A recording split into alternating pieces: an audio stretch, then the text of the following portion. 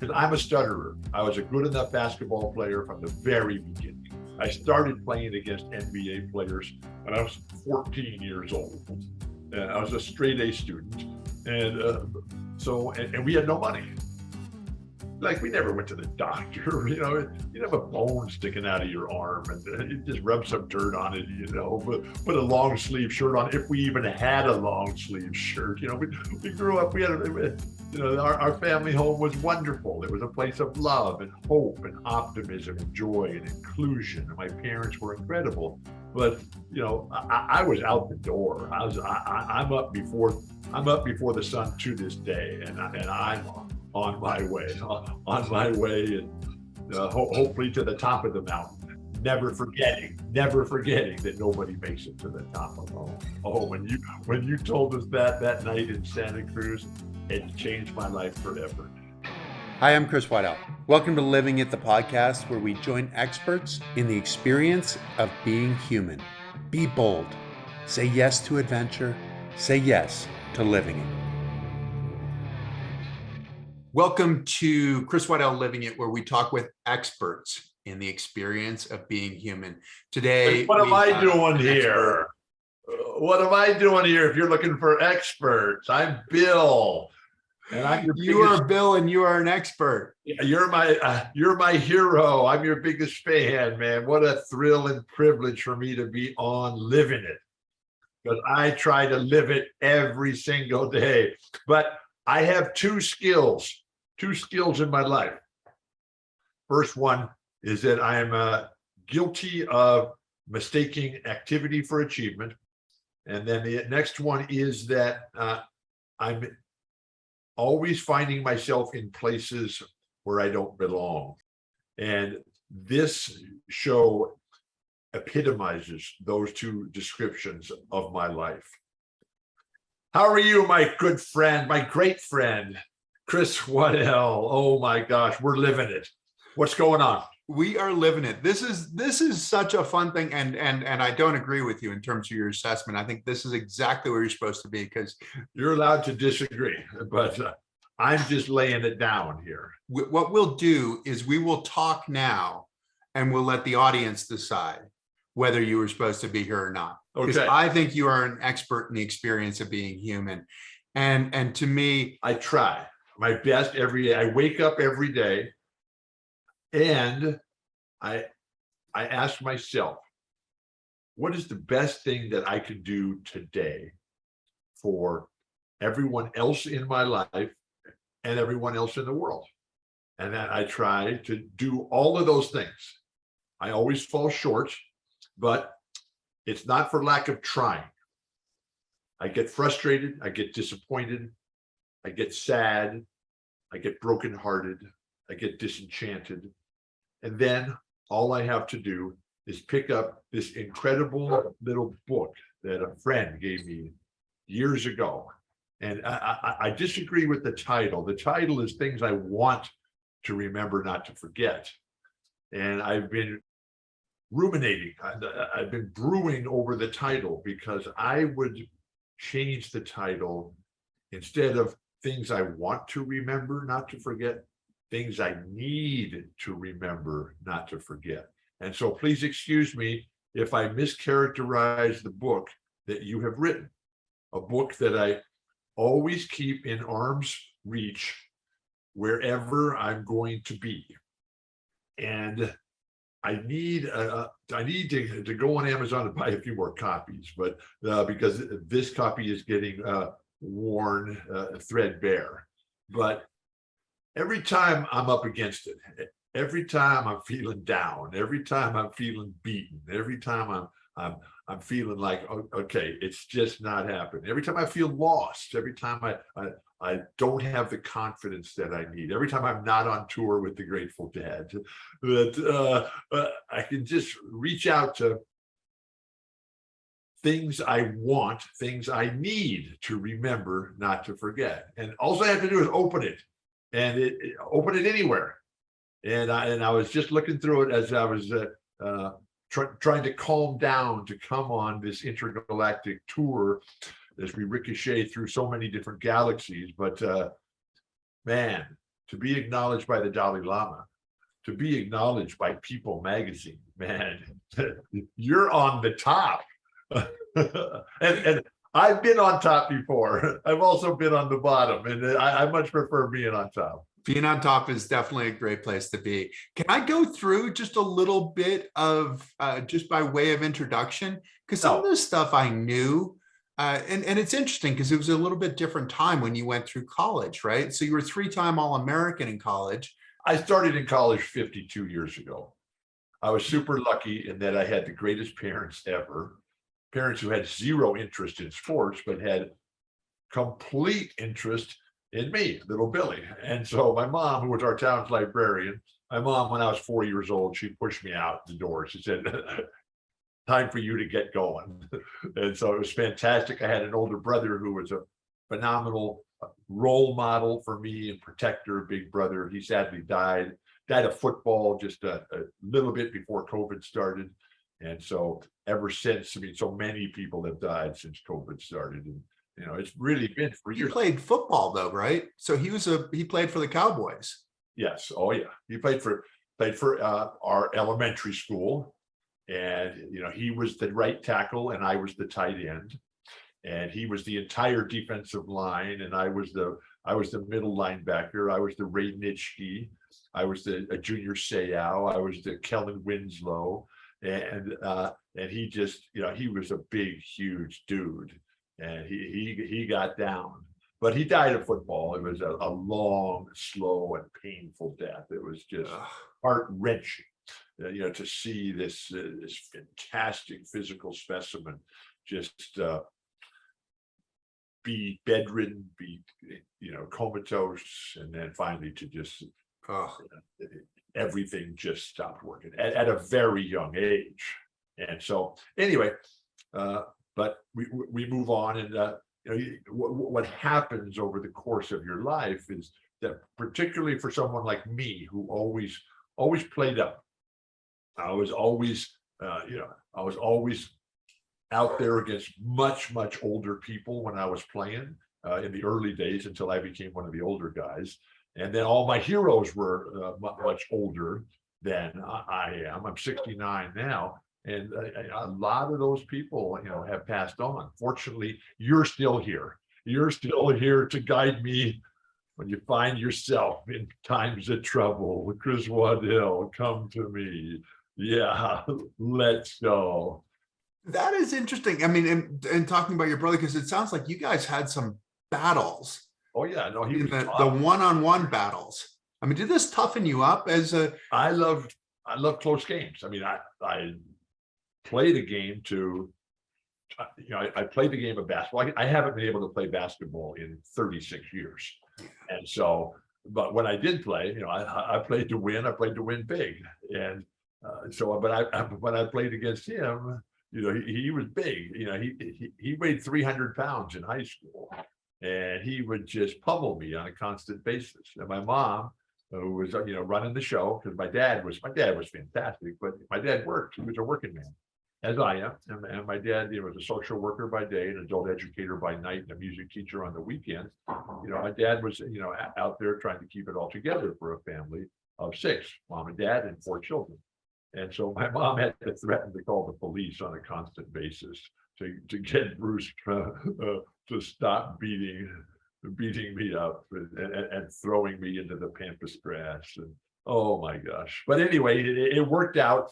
And you know, Coach Wooden wanted Bruce to be on the UCLA basketball team, but Bruce was very, very involved in the social scene that was UCLA in those days. And he saw that Coach Wooden already had Swen Nader. He said, Coach, little Billy, he's in good hands with Swen there. So I'm just gonna go to the games as a fan and enjoy meeting all the beautiful people that you know, not all those beautiful people made it to People magazine's 50 most beautiful people in the world. Is that in the world or is that in the universe, man? That's yeah, I think they call it the world, but maybe it's the universe. I think let's paint this picture a little bit, because you were saying Bruce was 300 pounds. Yeah, I was about 165 in those days.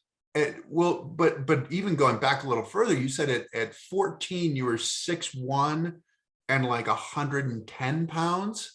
13, I was 6'1". 6'1", but 110 pounds, and then It was, I was very thin. You grew.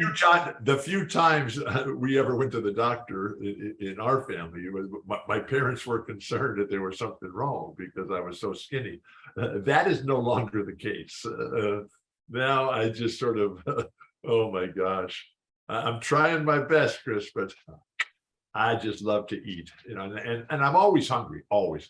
And I was always hungry as a child. I was always hungry at UCLA, never for very long.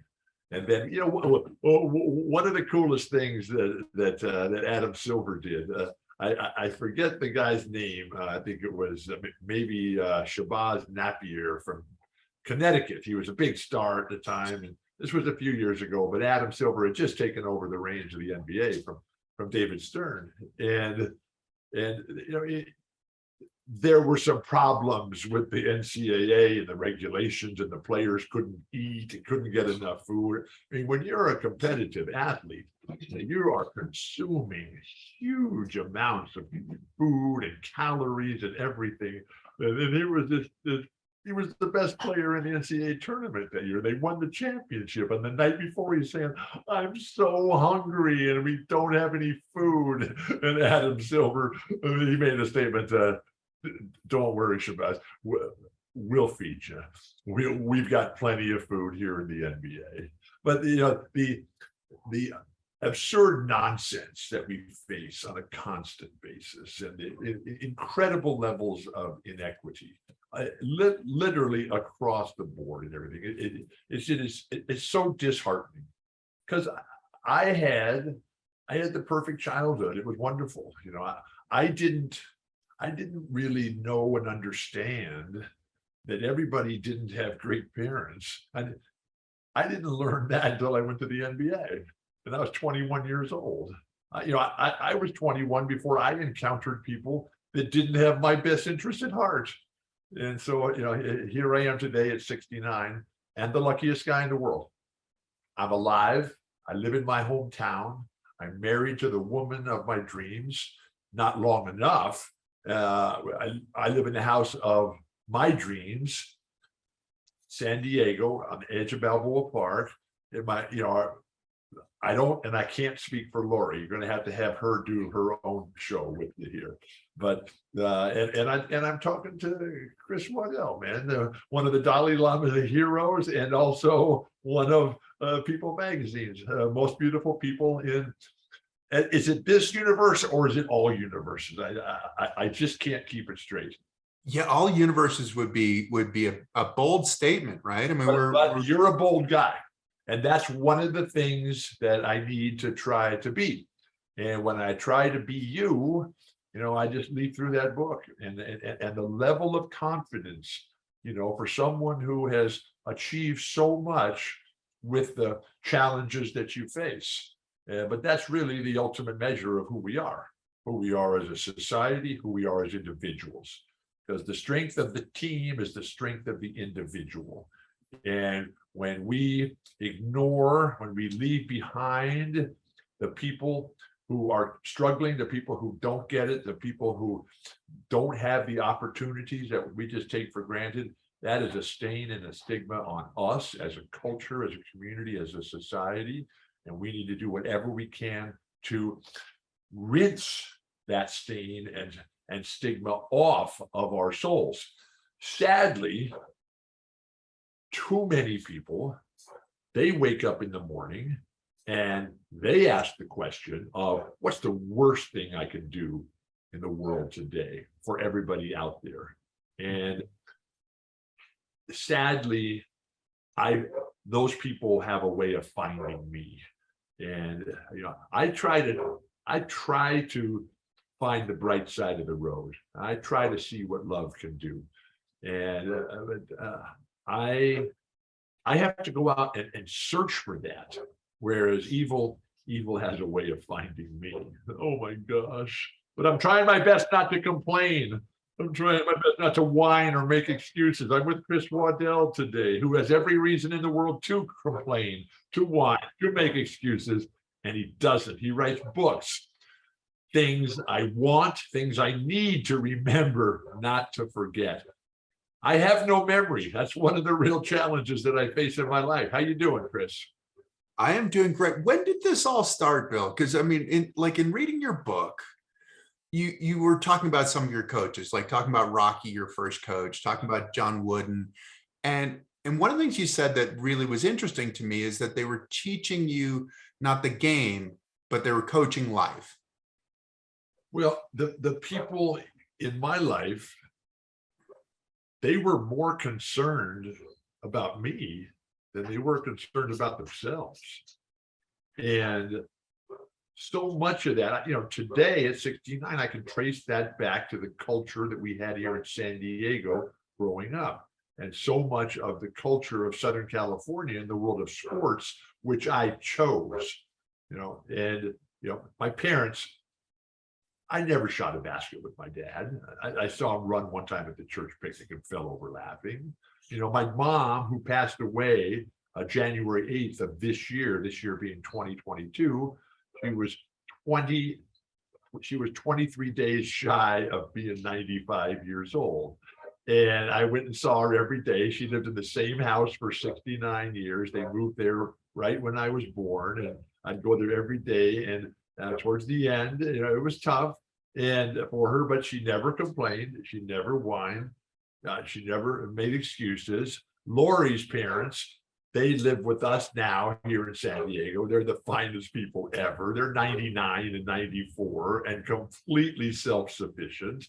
But those people, they never complained. They never whined. They never made excuses. They just went out and got the job done. These people that lived through the Depression, lived through World War II, lived through all the evil and the sadness and just everything going wrong. And they just keep fighting all the time. And so on this day, I'm holding my mom in my arms and I'm telling her I love her and I'll see her tomorrow. I kiss her goodnight and I put the blanket up over her shoulders. And as I turned to walk out the door, she said, "Billy, thanks so much for coming. I love you. I love you. And it's so great. I can't wait till tomorrow. But did you ever get a job, Billy?"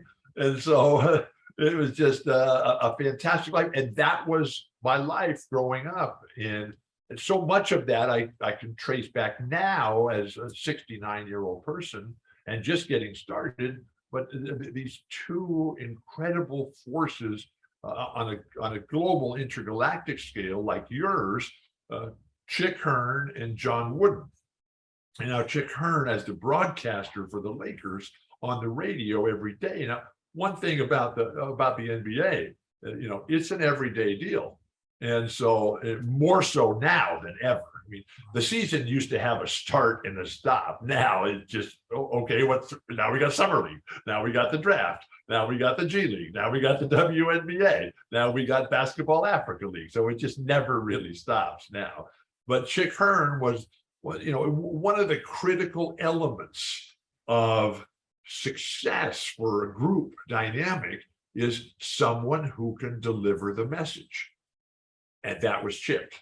And then I had John Wooden, because every coach and every teacher that I had in the great public school systems that we had and hopefully still have in San Diego, these history teachers, physics teachers, chemistry teachers, biology teachers, civics, you name the subject, they were all John Wooden fans. Because John Wooden, who was, when I was growing up, he was omnipresent, not in terms of making commercials, not in terms of going out and making speeches. He was a teacher and he wrote everything down and he just gave it away. And because he wanted to see other people succeed. He wanted to see other people succeed in a team concept where there was acknowledgement to the help that was generated and provided along the way. And so that was my life. And I got to go up there from San Diego, got to go to Los Angeles. I left when I was 17 and just been chasing the dream ever since. Now the dream changes as yours has changed. And one of the things that we have to do is to be able to accept the limitations. And that is so difficult because, you know, you always think that you want to keep getting better and doing more. But as we age, as we get injured, and everybody does, some more seriously than others, it's hard to be more injured than you. But here you are. I mean, you're one of the Dalai Lama's heroes, and you're one of the 50 most beautiful people throughout all universes. And now here I am trying to live it with you. And the living it that I've had with you over the course of our lives, which started through the Challenged Athletes Foundation, which has been just absolutely critical in my life in terms of giving me the sense of the tolerance and the patience and the perspective and the relativity, and how we're all challenged athletes and we're all trying to do what we can. And to see you do what you do, and to know your story, and to read your books, and to watch your movies, and to learn one of my all-time favorite mantras and all-time, you know, themes in my life: nobody makes it to the top alone. And you didn't even say it. Somebody had to say it to you, and then you were able to pass it on. And that's the way it works. And so think of, like, when I'm in trouble. Now, I've been raving about your book. We haven't even talked about your wife Jean's book, Partnering, and how brilliant and fascinating that has been in my life. And just so, you know, the reaffirmation that you get when you find goodness in life. And so here it was, you know, you're coming along and you're climbing, it's just going great. And then all of a sudden, you stumble, you fall, you need some help. So, besides your book, besides Jean's Partnering book, things I need to remember not to forget, right? I mean, that in like, I don't know, is it like 35 pages or what? I mean, it's probably about that, 7,200 words. It's more of a pamphlet almost. It's like fantastic. And, but, you know, when I need help, besides going to things I need to remember, I'm just going to automatically change the title of your book. I'm going to take the editorial privilege of changing the title for my purposes. I like it. And so when I find myself in the times of trouble and I've forgotten your book from my briefcase on a road trip, I can always go on the internet to my favorite sites for quotes: Albert Einstein, FDR, Mark Twain, Robert Hunter, Bob Dylan, and our college basketball coach. That was how special this dude was. And he had no idea. He had no idea how great a teacher he was. You know, he knew he was successful, and he knew that people liked him. But, you know, he was not one to look for credit, look for acknowledgement, look for recognition, look for awards, look for monetization of his success. He was a working person who just kept going all the way to the end, the same way that Chick Hearn did. I mean, Chick Hearn died on the job at an unspecified year in his life, because Chick did not really want to talk about how old he was, but he was such a joy. He was such a spiritual force of nature, Chick was. And when I was 9 years old when I found him on the transistor radio, and I just could not believe this voice, because I'm a stutterer, and speaking is my greatest challenge of all. I mean, basketball was super easy, probably the easiest thing I've ever done. Academics were next. I mean, straight A student the whole way. My challenge is orthopedic health. You have orthopedic health issues as well. But my biggest challenge was my speech impediment, in that I just could not talk at all until I was 28 years old.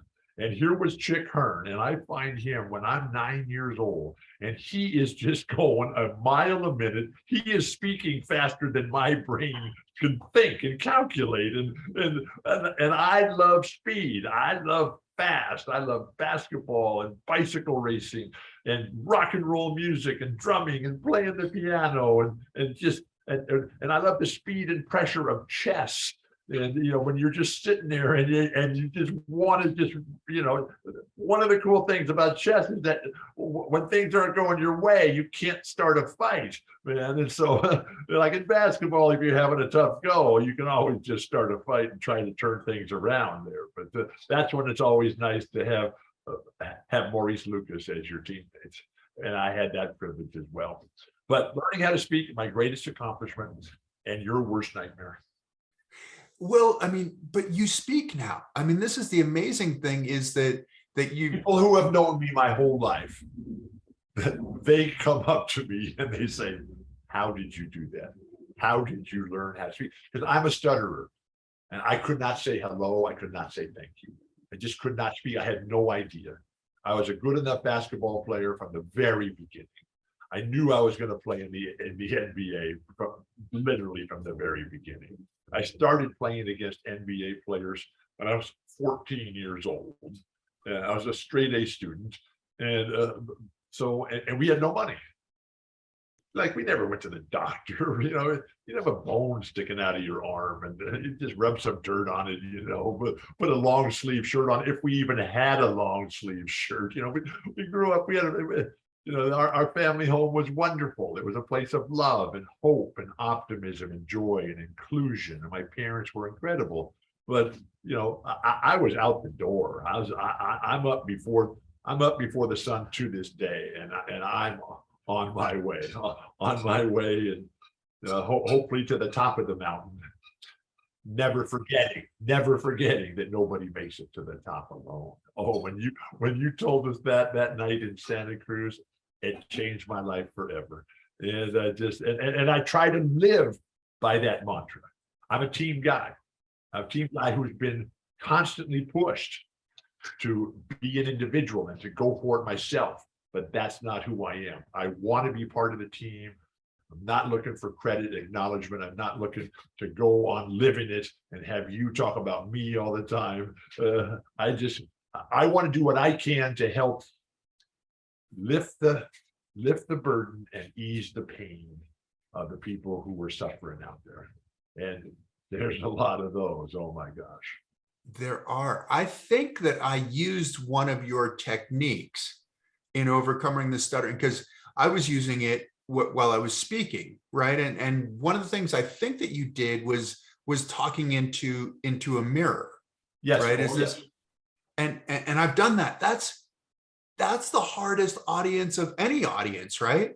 Oh, well, no. Well, that's one of the two.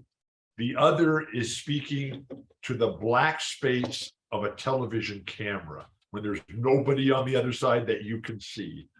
I prefer the live interaction. COVID killed me in terms of I'm a people person, and to go literally 3 years without that connection, to be able to be with the audience, to ask them questions, to learn about the audience, to see their facial expressions when you tell them something, to be able to connect with them afterwards and to hear their stories and how it relates to our challenges. I love that. I loved being on that basketball court, man. And as a broadcaster, I love being at the games. Now, we had to make all the adjustments because, COVID changed everything. And now the challenge for us is to make adjustments that make things better and to come back with the new now and make the new now better than the old then. And that's never easy. Harder as we get older, as you're finding out. I mean, you're still a young guy. You're in your 30s, right? And so here I am. Sure. Yeah, 50s, actually, unfortunately. Yes. Well, so you are starting to learn that everything takes endlessly more time, things are endlessly harder, and bringing back to nobody makes it to the top alone. Man, I got the greatest wife ever, and I never thought I would be happy in love, and I'm madly in love with my wife. I can't speak for Lori. She just, but she's still here. She's still here, and she's the woman of my dreams, and she's the greatest everything ever in my life. And there's just no way that I would even be alive today without her. But, she's at the top of that list. A lot of other people, the doctors who have helped you, the doctors who have helped me, the family members who have helped you. I mean, our paths are so similar, except, you're super handsome and the Dalai Lama loves you and People Magazine puts you on the cover, man. And so it's awesome. So, I mean, what's interesting though is that so much of what you do is you're telling the story. I mean, similar to this idea of your coaches teaching you about life. Right. As a commentator. Well, that was Chick Hearn, who was able to paint the word's eye view from high above the western sideline. And he was so descriptive, but he was so fast, and the ability, as athletes, as competitors, as business people, as people who are involved with, in a relationship like we are, in our friendship, but also in the relationship with our wives, who we love our wives and we love our children and all the different people in our lives. But that ability to create the scene, to create the culture that we just desperately want to be a part of. Lori has done that with our home here. Lori has done that with our personal relationship and my love for her. But the coaches that I had, 6 of them who were in the Basketball Hall of Fame, many more who would be if my legs had held up. But I'm not going to sit here on Limited and talk to you about legs holding up, man. Come on. I still got mine and I'm still walking around. Our band is playing tonight and we'll be up there on stage for, I'm going to say we'll be up there on stage for 3.5 hours. And there's just very little sitting down time. And Lori and I were just on the Grateful Dead tour, and and those shows now are 4 hours, 4.5 hours, and there's very little sitting down time. Although I have to make sure that there's some sort of place to sit always nearby, because you never know. You never know how the game of life is going to play out. You never know how a basketball game is going to play out. You never know how the show Living is going to play out. You never thought when you were coming up that you would have the physical challenges that you do. None of us think that. We think that we're invincible. We think that we will last forever and keep going forever. But it's the ability to adapt and the ability to accept and the ability to remember the things that we need not to forget. Oh my gosh. And the adaptation. I love being alive, man. I love being alive, and I love spending time with you. And I remember the times when we'd be out there on the road riding our bikes together. We'd be at dinner time, at breakfast time, and it's just so inspirational. I always learn something brand new from you, and I love the book recommendations you make, the movie recommendations, all the different things you do. I want to be Chris Waddell, man. That's who I want to be. And then you moved to Utah. And so these folks, Richard and Ann, were going to take a driving trip through Utah. And so when they told me they were doing this, I just lit up, because when I was 4.5 years on the ground, 4.5 years on the ground with my spine, from 08 to 12.5. And I just, I would always just try to imagine that, maybe I'll get up again. Hopefully I'll get up again. Hopefully something good will happen, physically for me, and I'll have one more chance. The chance that I begged Dr. Steve Garfin for on February 8, 2009, when the anesthesiologist was just putting the drip in and opened up the flow so they could do my spine surgery, which 8.5 hours. But again, these are all minimal things compared to what you have faced. And so I asked for that chance, and Dr. Garfin gave it to me. He did his best. That's all he could promise me. He would do his best. I got the chance when I was lying there, because now the very first thing I did, the very first thing, my very first outing was I went to a minor league baseball park just up the road here in Elsinore, Lake Elsinore, and Bob Dylan, Willie Nelson, and John Mellencamp were playing a three-part festival that night. And I sat in the owner's box. The team is owned by Gary Jacobs, the son of Irwin and Joan Jacobs, phenomenal entrepreneurs, phenomenal philanthropists. And so Gary gave me his box to sit in for Willie Nelson and John Mellencamp. And then I'm barely moving, right? I got a cane and you can barely make it. But then when Bob Dylan came on, I got in the elevator, went down to the field level, and I worked my way onto the field, and I got out into the crowd. And there I was, man, and Bob was singing, and it was just, it was calmer crowd than it's at the Dead shows. And I began to heal, and it was fantastic. And then when I recovered from that, about the next thing that I did is that Lori she was the SAG driver. She agreed to be the SAG driver, and we went the two of us on a 10-day 1,000-mile bike ride, starting in Moab, 3 days in Moab, and then down to the Needles Overlook, and then down to Monticello, then down to Blanding and around the curve there, and the Monkey Wrench Gang, Edward Abbey territory there, and the Escalante. And then we went to Valley of the Gods. This is all on my bike, right? And the bridges, and then crossing the Colorado and Lake Powell and up to Hanksville, and then making the left turn and going over towards Capitol Reef, and then up to Torrey and Boulder Mountain and down to Boulder, and then across to the Grand Staircase and more Escalante, and then into Bryce, and then over and around and down to Zion. And it was incredible.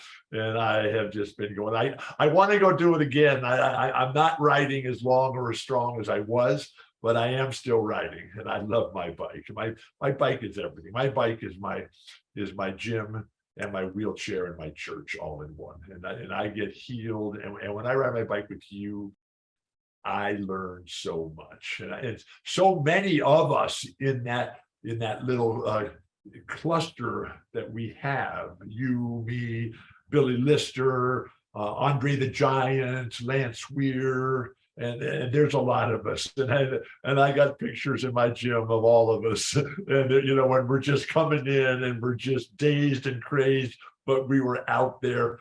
I get to ride my bike today, man. Nobody makes it to the top alone. I am the luckiest dude on earth. And you rode your bike when you're in the NBA though, too, right? I mean, you go. I've been a bike rider since I was 5 years old. I love my bike, and I love the freedom. I love the independence. And now that I've got a little bit of knowledge and education, I love the science and the engineering and the technology. And then I love the nutritional aspect of it. And I love the Tour de France.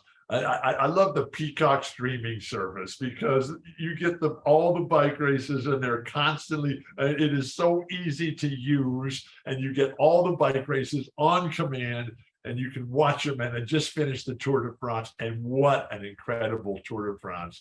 Jonas Vingegaard, my goodness, you talk about, learning, becoming a great champion, and then taking it right to the best of the best, Tadej Pogačar right now, and just dropping him twice on the Gannon the first time, and the Otakam at the end.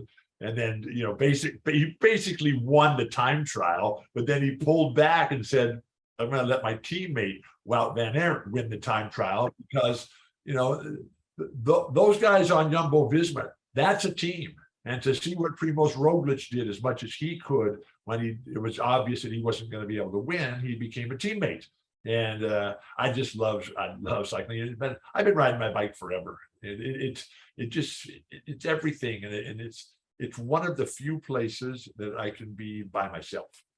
And I don't answer the phone when I'm on my bike. But people would say, Bill, you never answer your phone. The ringer's never on, and your voicemail is always full. So I say, well, if you need to get a hold of me, just send me a text. I do pick it up. One of the nice things about the iPhones is that it identifies who's calling you.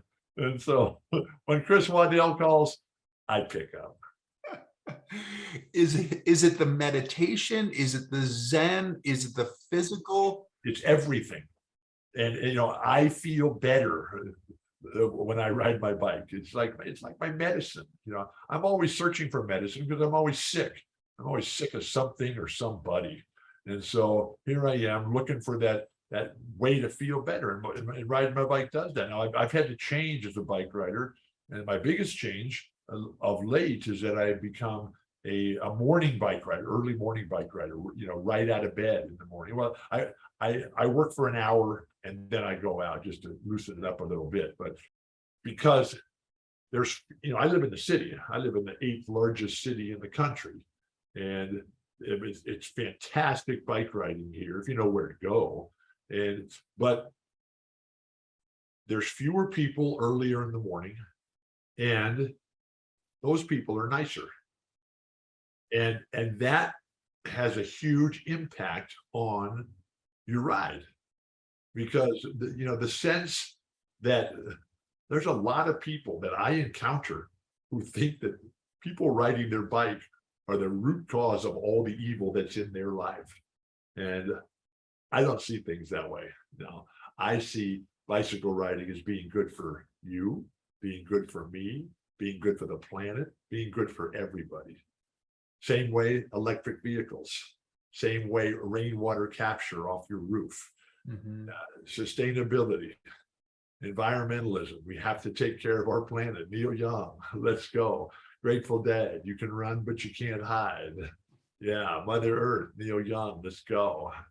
And Neil has not started touring since COVID. He is still sitting it out. And Bruce Springsteen, he's coming back, but I think he's waiting until 23.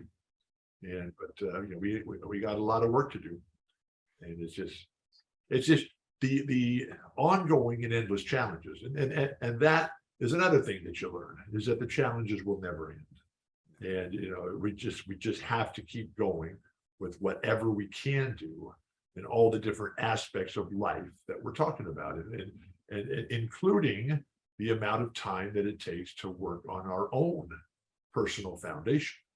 And so, I don't have to sit here and tell you that. And here you are, just look at you. I mean, you're a handsome dude, look like you should be in Hollywood making movies all the time. That's probably next when you're not cruising the Caribbean or the Mediterranean on some dude's yacht, right? So, and I used to think that I was the luckiest guy in the world. One of the reasons I think you're so lucky is you seem to accumulate heroes. Oh yeah, and heroes and mentors. How does one I search them out? I search them out, and I wanted to be great from the very beginning. I wanted to be great at whatever I did. I learned quickly that I could not do it by myself, and that I needed a coach, I needed a team, teammates, I needed a platform, I needed a crowd, I needed a purpose. And so and hopefully I'm a lot smarter now than I was when I first got started. And how does the song go? All the things I tried to do but only did halfway. Some folks would be so happy to have just one dream come true. And then when we ring the chimes of freedom, when it actually does happen and the dreams do start coming true, and how we can never forget that while our life, or my life early on, was hope, opportunity, and purpose, which then evolved into pride, loyalty, and gratitude.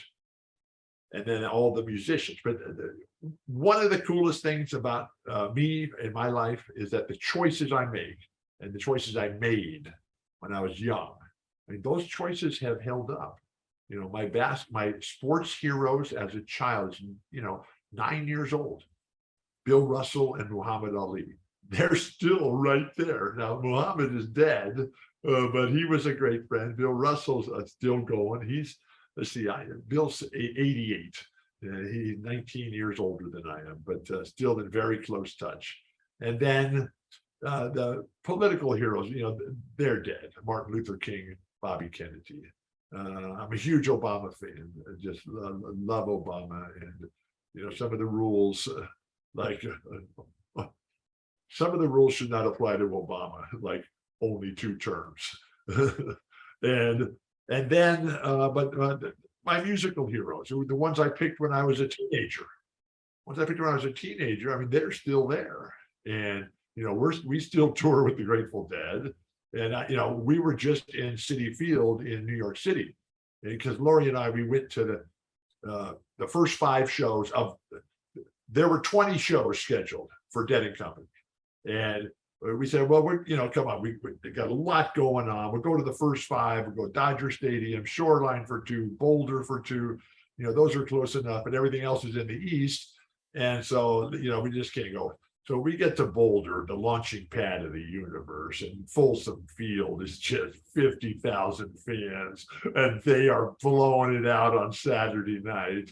And I turn to Lori and I say, we have to recalibrate our schedule. But the only ones that really worked for us were the last 2 in Citi Field. And so we get to New York, and we're there. Friday night is Over the Top Spectacular. Saturday night, the last show of the tour. For some reason, because I never sat home. I never sat at home and said, you know what, I think I'll just not go to the show tonight. Maybe there's something good on TV or no. If I can get there, I'd go to the show, because you never know, something great's going to happen. And so we were at this last show, and they came out, and the crowd was just over the top. There were 20 shows scheduled. They had to cancel 1 because John Mayer's dad had some health issues, and John had to race home to make sure it was okay. And so they played 19 shows. Lori and I got to go to 7 of them. We wish we had gone to all 19. But the last one, 70,000 fans at Citi Field, over the top. The crowd was just driving. And John Mayer came out, and that night, July 16th, 2022, mark this date down in the history of the world. Yeah, the Dalai Lama, for you, and People magazine cover, that night, July 16th, 2022, John Mayer became Michael Jordan. And he just came out, and you could see it in his eyes. And they got the cameras and the big video boards, and so you're right there in it. And John was just, Bob Weir is better than he's ever been. Bill Kreutzmann, Mickey Hart driving the train. Jeff Clemente is awesome. One of the greatest keyboard players ever. O'Teal on the bass, and just an overwhelmingly star-studded team and cast. But this night, Michael Jordan, the focus, the determination, the concentration, the willingness to just keep pushing, keep going. And it was just absolutely incredible. And everybody lived happily ever after, man. It was over the top. As a basketball player, was it weird, surprising when your heroes then became friends, when the Grateful Dead? That was the best part, because the people I chose as my heroes, I did not get to meet Martin Luther King and Bobby Kennedy. Mm-hmm. They were both assassinated before I was old enough. They were assassinated, within a couple months of each other when I was in high school. Right, 69. I didn't get to meet John Lennon either, but I met most everybody else who I wanted to meet. And but when I got to know my heroes as friends, and all the musicians and everything, they were even cooler than I thought. It was like when I met you, because I heard you speak before I met you. And because we met in Santa Cruz on the Challenged Athletes $1 Million Challenge, where we ride our bikes from San Francisco to San Diego. And you were the guest speaker on the first night in Santa Cruz. And, those events are just so special. And what the Challenged Athletes Foundation has meant to me personally, and all the different, who I left out of that team of guys, Mac Johnson, a much younger guy than all of us. And, but just the future, and just the coolest dude ever. And I met him at Dateland on the Jerry Garcia Highway in, just 9 months after his accident, or maybe 6 months after his accident.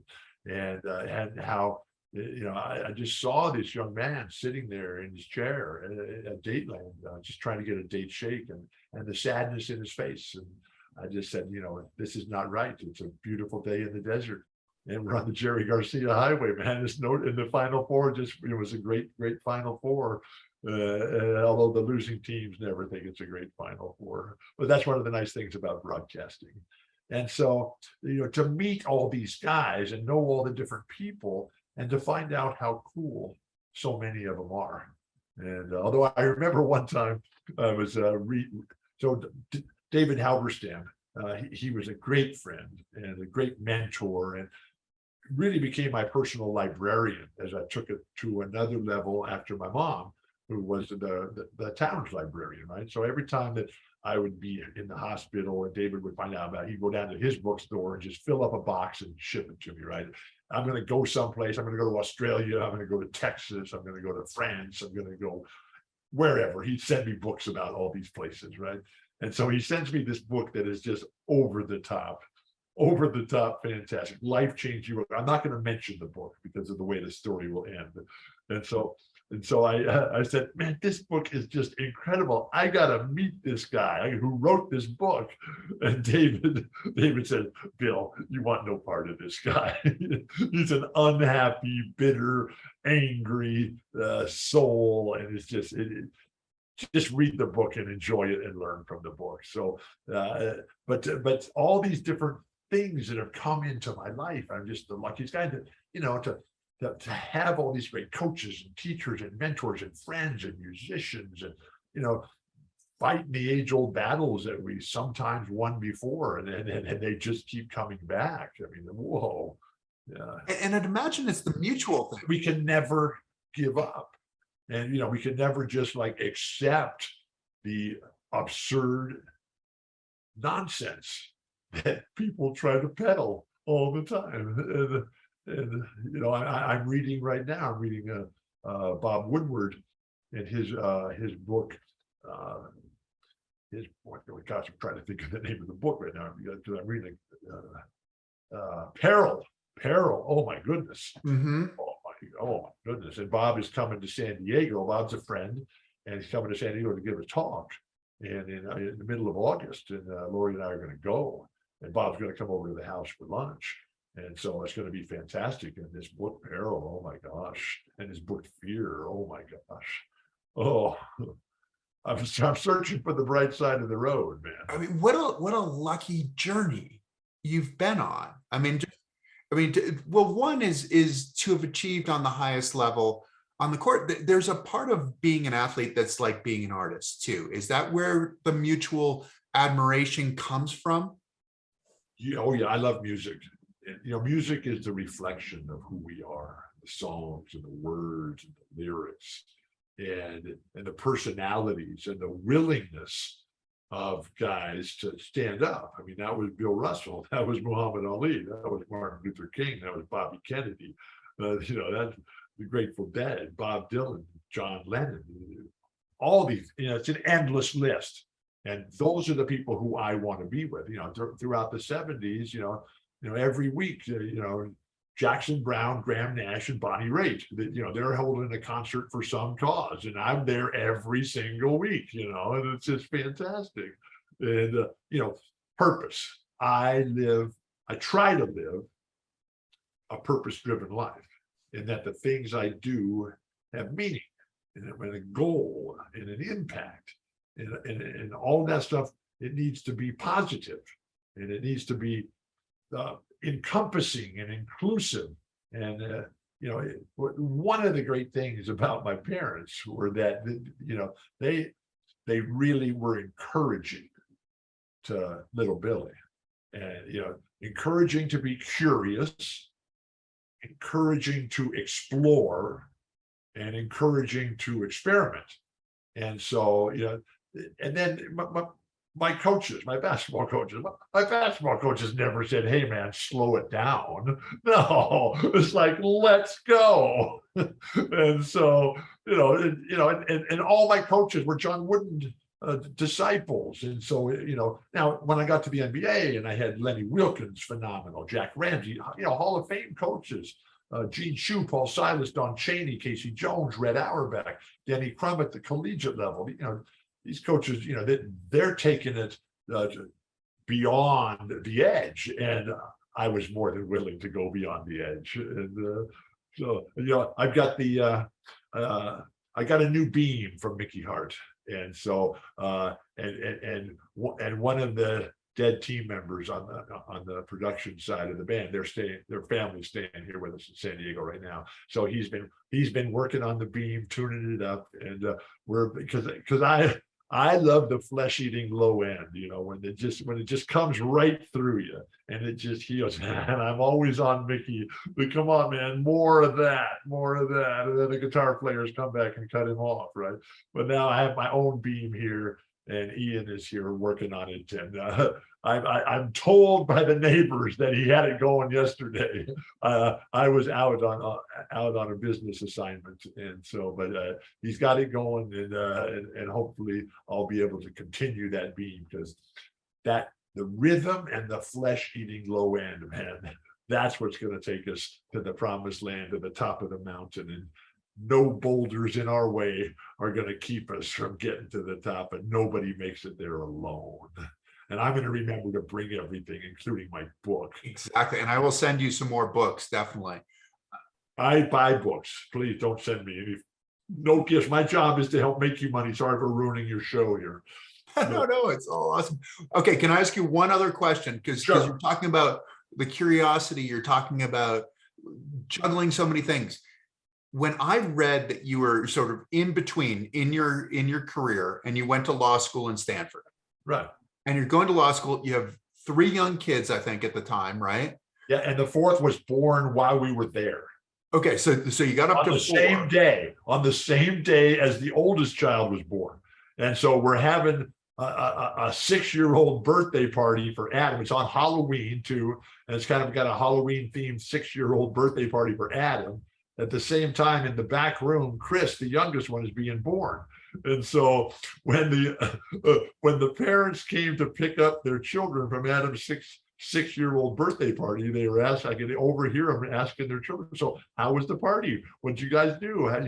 Was it fun? And they say, Mom, Dad, it was the greatest birthday party ever. And Adam got a little baby brother for his birthday. And so, to talk about the synchronicity of our lives, and the synchro destiny of our lives. So Adam and Chris are born on the same day, 6 years apart, Halloween. And they're now 46 and 40. But back in 2010, John Wooden had died June of 2010. And then October 31st, we're having a birthday party for the children who were, they've got to be, 12 years ago. So they're in late 20s, 30s, or whatever. We're having a birthday party here, and the phone rings, and it's Luke, one of our middle sons. And Luke is in the Laker locker room. And the word had just come down that Luke Walton, who's named after the greatest teammate I ever had, Maurice Lucas, Luke calls to tell us that Maurice Lucas has just passed away. And so we're just devastated and heartbroken. But then that night, the birthday night, the same day that Maurice Lucas passed away, Christopher, the youngest child, the first one to get married, the first one to have a great wife, Gina gets pregnant, and she goes into labor and delivers our first grandchild on the same day that Maurice passes away. The news comes from Luke Walton, and it's Christopher and Adam's birthday. And so this little angel baby girl comes out as our first of now 14 grandchildren. And I lobbied and argued and begged and pleaded for Chris and Gina to name their new and first little girl, to name her Luke. But they wouldn't do it. They named her Olivia, and Olivia is fantastic and beautiful, and we're just so proud of all the children, happily married, chasing their own dreams, building their own lives, creating new worlds. Children, 6 children, 14 grandchildren. We're the luckiest people on earth, and Lori's still here. Exactly. So why, you were asking a question about I was asking about you juggling, because the one thing, certainly law school, but you were leaving the library of law school to go to the Dead concerts. Yeah. Oh yeah. So this How are was you juggling that? How is that possible? I can't imagine that law school was easy and the law two school don't was seem to fit. law school was fantastic. It was extremely challenging and stimulating, and I met great friends who I still am very close with to this very day. It was the first time I'd gone to school since fourth grade that I wasn't also trying to be a basketball player. And so the doctors told me I would never play again. Same way they told you, you'll never walk again. The same way they told me I would never have success with my foot again. If my foot didn't start getting better, they're going to have to cut it off. I'm 28 years old. And so I had, well, while I was there at Stanford, I had to completely change my whole life. I needed something where I'd be sitting down because I cannot walk for pleasure. I walk for function. I still have both of my legs and I can still walk from here to there, but I've got to make sure that there's a chair there when I get there. And so, I had this operation. It had never worked on anybody before. And I was the first guy it worked on. But I love Stanford Law School, and it was just a fantastic experience, life-changing for me. And then, you know, I love the discipline of a full schedule. I love the responsibility and the challenge of getting as much done as possible. I need to be better at setting aside time to reflect. And I think John Wooden was spectacular at that. I got a lot of things going on. He did too. I mean, most people have a ton of things going on, but Coach Wooden, he insisted on taking that time to reflect and think and anticipate and write things down and everything. And I need to be better at that. And so I'm going to probably write a book. I think I'm going to title it Things I Need to Remember Not to Forget. And I got to make sure, I got to Google search and make sure that that specific title has not been taken. And so everything was by the clock, but really that's been the way my whole life has always been since I can remember, by the clock. And so my schedule then was up with the children at dawn, breakfast, school for the children. I'd drop them to school. I'd ride my bike across. Everything was on bikes in Palo Alto, Menlo Park in those days. Fantastic. And then, so, you know, we just lived right on the north edge of campus. And over there, home for lunch with the children in Menlo Park on my bike, back for the afternoon, home for dinner with the children, and then back to the law school library. But then at 10:45 p.m., I would close the books and I would get on my bike. And I had one of those generator lights on your bike. Remember that you would hit the little lever and it would pop over to the front wheel. And as the wheel went around, the light came on, right? And I would ride my bike down to Palo Alto, or sometimes because Jerry was playing starting at 11. And it was quite the scene, you know. John Belushi was there a lot, Woody Harrelson, Hunter Thompson, Big Steve, always there, Jerry and his band, and it was just fantastic. And other nights he'd be playing up at North Beach. I'd drive my car up there because at that time of night in the Bay Area in those days, you could get around, you know, 20 minutes from Palo Alto up to San Francisco, or just over the bridge to Berkeley. You'd be playing there, and you know, so you know, growing up in California with the Dead just playing all the time, you know, it was fantastic. And so, you know, they don't play that kind of schedule anymore. Although Bob Weir's keeping a very full schedule, and his new band Wolfpack is over the top great. And we can't wait for them to continue. But you know, I beg and plead for more Dead and Company, but they have learned not to listen to me. So moving forward, are you going to schedule a bit more time for reflection? Is that how you get to the point of reflection, is scheduling it? I don't know. I mostly do, you know, my reflection so much happens on my bike, yeah, and in the weight room. And, you know, there's three things that people like you and I can do as we go through this wonderful life. We can go in the water, we can go in the weight room, and we can ride our bikes. And hopefully I can do those things all the way to the very end. I have zero interest in retiring. I just love working. I love the jobs that I have. I love the people that I work with, and the more work that I do, the more good things I can do, and the more positive impact I can try to have on a world that is growing dark and mean before our eyes. Yikes. Exactly. Well, Bill, we are thankful. I love Chris Waddell. I love Gene. Oh my God. I can't wait to our next time actual in person, man. And I just, I can never thank you enough. You know, I thank you for your kindness, for your patience, for your vision, for your passion, for your enthusiasm, your industriousness, and your vision, and your willingness to show what is possible for a single human being. And then the Dalai Lama, oh my gosh, and People Magazine, oh my gosh. I used to think I was the luckiest guy in the world. I yield back. I think you're still the luckiest guy in the world. This has been an incredible journey. Thank you for talking us through. I love you. I love you. I miss you. I look forward to our futures together. May the four winds blow you safely home. May you stay forever young. Shine on, roll on, play on, carry on. Great way to finish. Thanks a ton, Bill. Thanks to all of you for tuning in. I hope you've enjoyed it. Again, the greatest gift you can give us is to tell your friends, to tune in, to like us, to follow us, and we'll come back with another great guest. We'll look forward to seeing you soon. Thanks a ton. Thank you for joining us. Please subscribe to Chris Waddell Living It for more stories on the adaptive community, the Paralympics, artists, athletes, entrepreneurs, experts in the experience of being human.